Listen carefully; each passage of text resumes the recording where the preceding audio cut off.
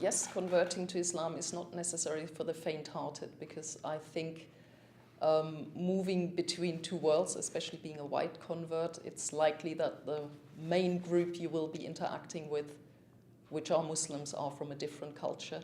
So apart from being unsure where you should be going with your faith, there is as well all these obstacles that come up from people being from a different culture telling you these are the ways they should be done, which might not be the same to the things you've been reading. And it's difficult because you're trying to settle into a new religion, you're trying to interact with people from a different culture, you're trying to find yourself at the same time. So it takes a lot of courage and a lot of stamina, but I think it's as well the process of going backwards and forwards that you really find where your own path lies and how far you want to go with certain things. I think the biggest difference between a Western Muslim and a heritage Muslim, obviously, often when you talk about sexuality and gender roles, is that Westerners most of the time are just used more to talking about it. If you go to the Asian community, it's not a topic that's necessarily discussed around the dinner table, or even one they would like to see discussed in schools, where most of the Westerners have gone through the process of talking about it in school, talking about it with their friends before they came to the point of conversion. So I think it's easier to talk about these topics from a Western perspective, just because we're used to discussing them. Yes, I think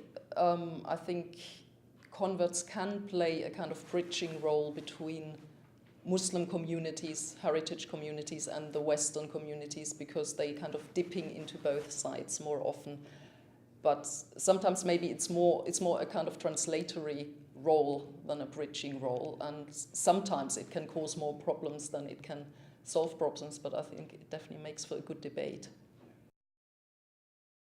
There were 3 symposia with 50 women. I attended 2 of them, and the 2 I did attend were very, very open, and some of the topics were quite controversial, like sex changes and things. And I have to say that I think the openness was quite remarkable, and as well the willingness not to stick to doctrine, but to be willing to just the human side of things and the difficulties. And I think because we all have the experience that sometimes it can be difficult, but when you come out the other end, you actually have learned where you really want to be, that has helped being open and just accepting that other people are in a stage and it will lead them wherever it leads them to.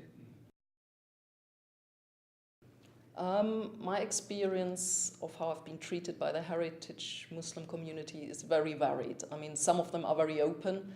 You have people who basically want to invite you all the time because you're a Muslim, which is a bit over the top, because I don't want to be liked because I'm a convert. I want to be liked for the person I am. And then you have the other side, the other groups who try to tell you constantly that they know everything better, and if you are of different opinion, they will tell you that you just don't know your new religion and that you should kind of go along with their opinion. So it's a mixed bag of support and kind of being belittled in a way.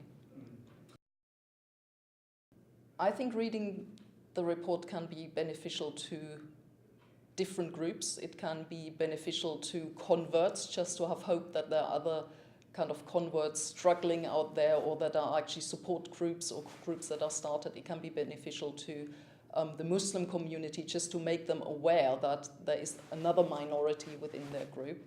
And I think just to the wider public to start discussing the topic and actually not seeing Muslims as some people who've been forced into it, but to seeing Western Muslims, Black Muslims, wherever they come from, as people who've made a choice, and as long as they behave in a good way and support other people, that should be acceptable to them.